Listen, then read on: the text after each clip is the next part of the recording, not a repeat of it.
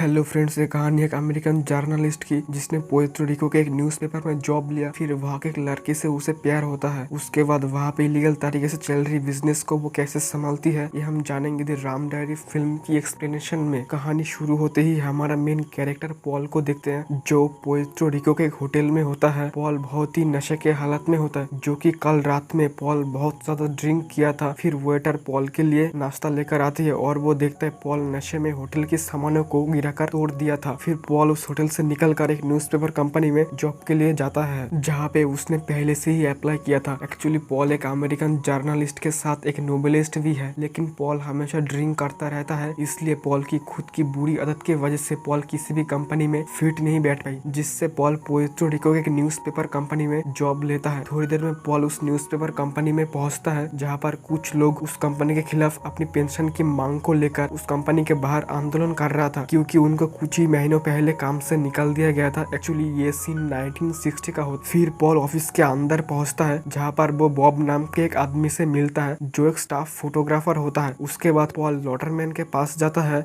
जो उसे काम देने वाला था, क्योंकि लॉटरमैन इस न्यूज़पेपर कंपनी का मेन चीफ होता है। फिर लॉटरमैन पॉल की रेज्यूमे देखता है, जो कुछ खास नहीं होता है, लेकिन इस समय लॉटरमैन की न्यूज भी कुछ अच्छा नहीं चल रहा होता है। इसलिए उसको एक नए जर्नलिस्ट की जरूरत थी, जो उसके न्यूज के लिए एक अच्छा सा आर्टिकल लिख सके। इसलिए वो पॉल को जॉब दे देता है। फिर लॉटरमैन पॉल को ऑफिस के काम को समझा देता है। उसके बाद पॉल ऑफिस के लाइब्रेरी में काम कर रहा होता है। फिर थोड़ी देर बाद पॉल के पास सैंडरसन नाम के एक आदमी मिलने आता है, जो पुएर्तो रिको के बहुत बड़ा बिजनेसमैन होता है। फिर वो पॉल को अपने कार्ड देकर चला जाता है। उसके बाद ऑफिस के काम को खत्म करके बॉब और पॉल ड्रिंक करने के लिए आते हैं, जो कि बॉब और पॉल के एक अच्छे फ्रेंड बन जाता है। फिर थोड़ी देर में वहाँ पर मुबाग नाम के एक आदमी आता है। बॉब पॉल को कहता है मुबाग भी हमारे ऑफिस में काम करता है, जो उस न्यूज के मेन हिस्से को संभालता है, लेकिन मुबाग ऑफिस बहुत कम ही आता है। फिर ड्रिंक खत्म करने के बाद बॉब पॉल को उसके होटल तक छोड़ने के लिए आता है। उसके बाद बॉब पॉल को सस्ते में रहने के लिए एक घर के बारे में बोलता है। फिर पॉल कहता है सोचकर बताऊंगी। पॉल अब होटल में पहुंचता है, जहाँ पर कुछ अथॉरिटीज की प्राइवेट पार्टीज चल रहा था, इसलिए पॉल अब होटल के बाहर चला आता है। उसके बाद एक छोटी सी बोट लेकर समुद्र में टहलने चला जाता है। वहाँ पे पॉल की मुलाकात चेनॉल्ट नाम के एक लड़की से होती है, जो समुद्र में स्विमिंग कर रहा था। वो लड़की पॉल को बताती है, मैं उस पार्टी से बोर हो गया था, इसलिए मैं बीच पे स्विमिंग कर रही थी। चेनॉल्ट, जो कि अपने बॉयफ्रेंड के साथ उस पार्टी में आई थी, जहाँ पे उसकी बॉयफ्रेंड अब थोड़ी देर में स्पीच देने वाला था। फिर चेनॉल्ट वहाँ से चली जाती है। अगले दिन पॉल ऑफिस पहुँचता है और वो लॉटरमैन को एक आर्टिकल दिखाता है, जो उसने पुएर्तो रिको के कुछ पॉलिटिकल प्रॉब्लम्स के बारे में लिखा था, जो कि लॉटरमैन इस आर्टिकल को छापने से मना करता है, क्योंकि यहाँ के एक जर्नलिस्ट को भी इसलिए मार दिया गया था, जिसके वजह से लॉटरमैन अपने न्यूज में वही छापता है जो लोगों को पढ़ना पसंद होता है। आज मुबाग भी ऑफिस आता है, जो सिर्फ अपने पगार के दिन ही ऑफिस आता है। ना जाने क्यों लॉटरमैन मुबाग को पगार भी दे देता था और उसे काम से भी नहीं निकलता था। फिर लॉटरमैन पॉल को एयरपोर्ट भेजता है, क्योंकि वहाँ पर आज मायामी के मेयर आने वाला था, इसलिए पॉल को उनका एक इंटरव्यू लेकर एक अच्छा सा आर्टिकल लिखना था। फिर एयरपोर्ट पर पॉल की मुलाकात सैंडरसन से होती है, क्योंकि सैंडरसन एयरपोर्ट पे ही था। इधर मायामी के फ्लाइट कैंसिल हो जाता है, जिसकी वजह से मेयर आज नहीं आने वाला था। फिर सैंडरसन पॉल को अपने घर लेकर आते हैं, जो एक प्राइवेट बीच पर मौजूद है। वहाँ पर हम चेनॉल्ट को भी देखते हैं, जो सैंडरसन के फियोंसे होता है, लेकिन चेनॉल्ट सैंडरसन के सामने अनजान बनने की कोशिश करता है, जैसे कि वो पॉल से पहली बार मिल रहा है। यहाँ पर सैंडरसन को पॉल से कुछ काम होता है। वो चाहता है कि पॉल उसके बिजनेस के लिए एक अच्छा सा आर्टिकल लिखे, ताकि वो न्यूज में छाप सके। फिर पॉल अपने होटल जाता है, जहाँ से वो अपने सूटकेस लेकर बॉब के पास चला आता है रहने के लिए। बॉब पॉल को कहता है मुबाग भी यहीं पर रहता है, जो सिर्फ अपने कपड़े को यहाँ पर रखता है। बॉब के पास एक पालतू मुर्गा भी होता है, जो कि बॉब अपने मुर्गी से कुश्तियां लड़ाता है, जहाँ से वो अच्छा खासा पैसा कमा लेता है। थोड़ी देर बाद मुबाग बॉब के पास आता है, जो एक फिल्टर लेकर आया था, जिससे अल्कोहल 470 प्रूफ हो जाता है। फिर पॉल मुबाग को कहता है 470 प्रूफ जैसी कोई अल्कोहल नहीं होती है। उसके बाद मुबाग इस अल्कोहल के एक जीप पिकर लाइटर की मदद से मुंह से आग निकालने लगता है। फिर मुबाग पॉल को भी एक जीप मारने को कहता है। पॉल कहता है नहीं, अभी मुझे एक आर्टिकल लिखना है लॉटरमैन के लिए। यहाँ पर मुबाग नशे की हालत में लॉटरमैन को गाली देने लगता है। फिर अगले दिन पॉल अपने आर्टिकल को लॉटरमैन को सुनाता है, लेकिन इस आर्टिकल में यहाँ के लोकल लोगों की कुछ सच्चाई होती है, जिसके कारण लॉटरमैन अपने न्यूज में इस आर्टिकल को नहीं छापता। फिर पॉल अगेन सैंडरसन के घर जाता है, जहाँ पे उसे एक मीटिंग अटेंड करना था। वहाँ पे पॉल की मुलाकात जिम्बर्ग नाम के एक व्यक्ति से होता है, जो यूएस आर्मी का एक रिटायरमेंट ऑफिसर होता है। फिर शाम के वक्त मीटिंग शुरू शुरू होता है। इस मीटिंग में सेगुरा नाम के एक आदमी भी आया होता है जो प्राइवेट प्रॉपर्टीज वगैरह देखता है। यहाँ पर हमें जानने को मिलता है कि सैंडरसन और उसके टीम मिलकर एक आइलैंड पर टूरिज्म स्पॉट खोलना चाहता है, लेकिन सबसे पहले वहाँ पर 2 बिल्डिंग बनाई जाएगी, जो कि ये आइलैंड यूएस गवर्नमेंट का होता है, लेकिन आइलैंड का आधा हिस्सा यूएस नेवी का भी अपने टारगेट रेंज के लिए यूज करता था। अब यूएस गवर्नमेंट इस आइलैंड को प्राइवेट पार्टीज के हाथ में बेचना चाहता है, जिससे कि सैंडरसन उस आइलैंड को अपने इलीगल काम के लिए यूज कर सकता है। इसलिए सैंडरसन पॉल को कहता है तुम्हें बहुत होशियारी से अलग अलग आर्टिकल्स में हमारे काम के बारे में लिखना है। फिर अगले दिन सैंडरसन अपने ऑफिस में पॉल के साथ एक फाइनल मीटिंग सेट करता है। कुछ देर बाद बॉब पॉल को लेने आता है। फिर बॉब और पॉल वहाँ के एक लोकल कैफे पर जाता है, जहाँ पे बॉब 2 ड्रिंक और 2 चिकन स्टिक ऑर्डर करता है, लेकिन चिकन ना होने की वजह से बॉब उस कैफे के मालिक से झगड़ने लगता है। बॉब कहता है अगर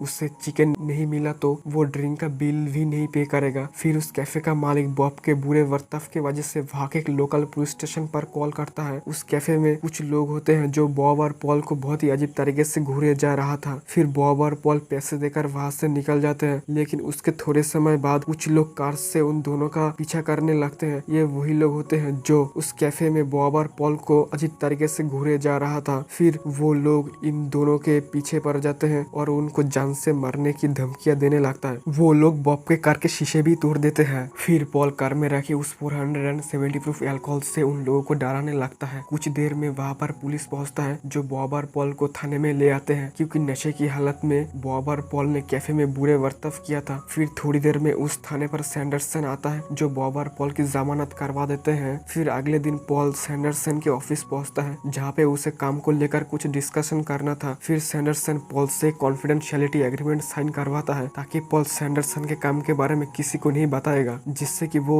सब बेझिझक होकर एक साथ काम कर सकते हैं। फिर वो पॉल को कहता है यूएस गवर्नमेंट के उस आइलैंड में 20 मील की दूरी पर एक पहाड़ में करोड़ों रुपए का कॉपर होता है, जो हम निकल सकते हैं। एक्चुअली वो आइलैंड यूएस गवर्नमेंट के अंडर होने की वजह से वहाँ पर पुएर्तो रिको से आने वाली एक भी पैसे पर टैक्स नहीं लगेगी, जिसके कारण सैंडरसन उस आइलैंड में बड़े बड़े प्राइवेट कंपनीज का ब्लैक मनी छुपा सकता है। लेकिन पॉल को इन सब चीजों से कोई मतलब नहीं होता है। वो बस सिचुएशन की मजबूरी में सैंडरसन के साथ जुड़ा हुआ है। फिर पॉल को कुछ पैसे और एक कार की जरूरत होती है, इसलिए सैंडरसन पॉल को पैसे और अपने कार की चाबी दे देता है। उसके बाद पॉल जिमवर्क से मिलने यूएस गवर्नमेंट के उस आइलैंड पर जाते हैं, जहाँ पे बॉब भी पॉल के साथ आता है। फिर जिमवर्क पॉल को इस आइलैंड पे बनने वाली होटल्स की एक प्लास्टिक मॉडल और एक बेसिक सा डिजाइन दिखाता है। फिर इस आइलैंड पर कुछ समय बिताने के बाद बॉब और पॉल सेंट थॉमस नाम के एक जगह पर जाते हैं, जहाँ पे एक छोटा सा मेला चल रहा होता है। फिर वो दोनों उस मेले में पहुंचते हैं, जहाँ पर पॉल को उस मेले में चेनॉल्ट दिखता है, जो भीड़ में डांस कर रहा होता है। फिर पॉल उसके पास जाता है। उसके बाद चेनॉल्ट बॉब और पॉल को सैंडरसन के बोट पर ले आते हैं। यहाँ पर सैंडरसन पॉल से बहुत रूडली बात करने लगता है, क्योंकि पॉल अपने साथ बॉब को भी सैंडरसन के उस आइलैंड पर लेके गया था, जो कि पॉल को नहीं करना चाहिए था, क्योंकि पॉल सैंडरसन के साथ एक एग्रीमेंट साइन किया था, जिससे कि पॉल सैंडरसन के काम के बारे में किसी को नहीं बताएगा। फिर रात के वक्त वो सब एक बैंड को सुनने के लिए क्लब में जाते हैं, जहाँ पे चेनॉल्ट नशे में एक लड़के के साथ डांस करने लगती है। फिर सैंडरसन ये सब देखकर बहुत ही गुस्सा हो जाता है। उसके बाद वो चेनॉल्ट के पास जाने की कोशिश करता है। फिर उस क्लब के कुछ लोग सैंडरसन को चेनॉल्ट के पास जाने से रोकता है। फिर सैंडरसन से उस लोगों की लड़ाई शुरू होने से पहले पॉल और बॉब समझदारी दिखाकर सैंडरसन को क्लब के बाहर ले आते हैं। फिर सैंडरसन गुस्से से वहाँ से चले जाते हैं। पॉल इस क्लब के लोगों को कहता है चेनॉल्ट हमारे साथ है, लेकिन वो लोग पॉल को अंदर नहीं जाने देता। फिर सुबह होते ही पॉल चेनॉल्ट को हर जगह ढूंढता है, लेकिन वो उसको कहीं भी नहीं मिलती। उसके बाद वो सैंडरसन से मिलने के लिए उसके बोट पे जाता है, लेकिन वहाँ पर भी चेनॉल्ट नहीं होता है। फिर सैंडरसन पॉल से अपने सारे एग्रीमेंट तोड़ देता है और पॉल से अपनी कार की चाबी भी वापस ले लेता है। उसके बाद बॉब और पॉल अपने घर आते हैं, जहाँ पे मोबाग उनके लिए गाड़ी लेकर आता है और उनके साथ मोबाग इन दोनों को ड्रग्स भी देता है। फिर रात होते ही बॉब और पॉल उन ड्रग्स को लेता है। फिर नशे की हालत में पॉल के साथ अजीबोगरीब चीजें होने लगता है। फिर वो दोनों फ्री होने के लिए बाहर थोड़ा टहलने जाता है। फिर अगले दिन सुबह होते ही अचानक से चेनॉल्ट पॉल के पास आता है, क्योंकि अब सैंडरसन चेनॉल्ट के साथ रिश्ता तोड़ चुकी है। फिर पॉल चेनॉल्ट को घर पे थोड़ा आराम करने के लिए कहती है। उसके बाद पॉल ऑफिस जाता है और वो लॉटरमैन को एक स्टोरी छापने के लिए कहता है, जिसमें पॉल सैंडरसन के करप्शन और उसके सारे इलीगल काम के बारे में लिखता है। फिर लॉटरमैन कहता है इससे कुछ भी फर्क नहीं पड़ने वाला और वैसे भी कंपनी कुछ ही दिनों में बैंकरप्ट होने वाली है। उसके बाद लॉटरमैन ऑफिस से निकल जाता है। अब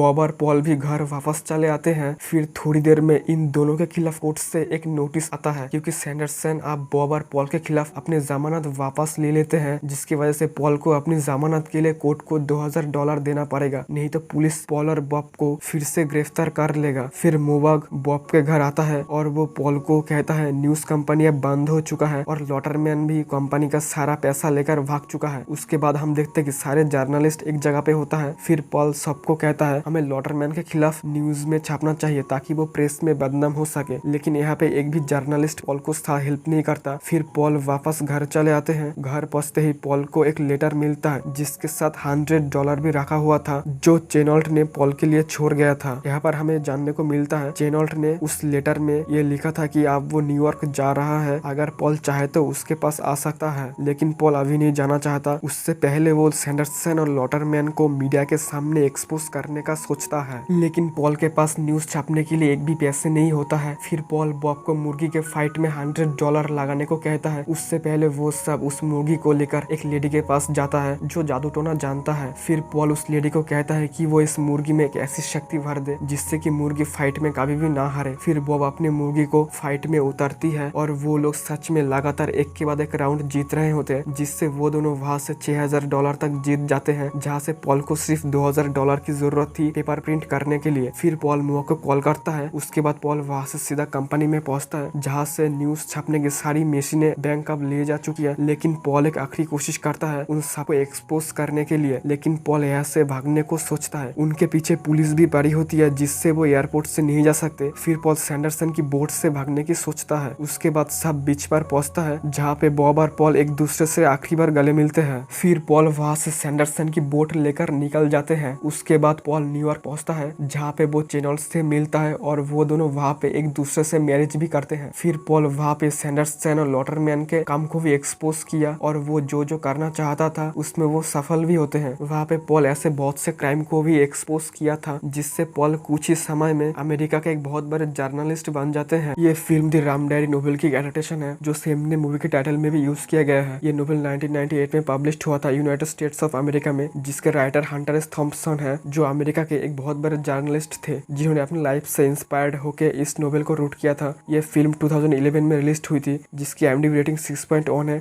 और इसकी बजट $45 मिलियन थी, जिससे ये सिर्फ $30 मिलियन ही कमा पाई थी।